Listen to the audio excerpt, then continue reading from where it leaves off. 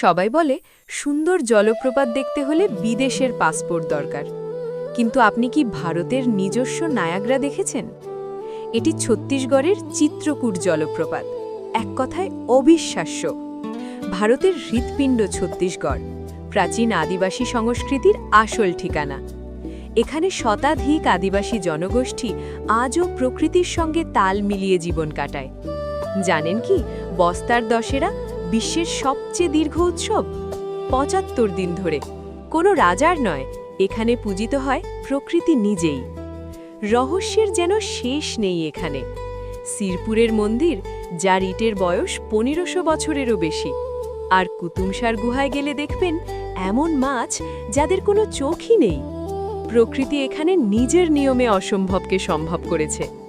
ছত্তিশগড়কে বলা হয় ভারতের ধানের গোলা, রাইস বোল অফ ইন্ডিয়া। ভারত জুড়ে একমাত্র এখানেই পাওয়া যায় মূল্যবান খনিজ টিন। চাপড়া চাট, বোরবাসী আর মহুয়া এই রাজ্যের খাবারও ভীষণ ইউনিক। একদিকে ঘন জঙ্গল, অন্যদিকে তিরাতগড় জলপ্রপাতের গর্জন, খাঁটি অ্যাডভেঞ্চার। বর্ষাকালেই ছত্তিশগড়ের জলপ্রপাতগুলো সবচেয়ে ভয়ঙ্কর সুন্দর হয়ে ওঠে।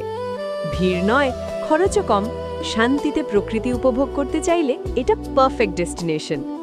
অ্যাডভেঞ্চার যদি আপনার রক্তে থাকে, ছত্তিশগড় আপনার মাস্ট ভিজিট। এই ভিডিওটা পাঠান সেই বন্ধুকে যে সব সময় বলে অফবিট জায়গা চাই।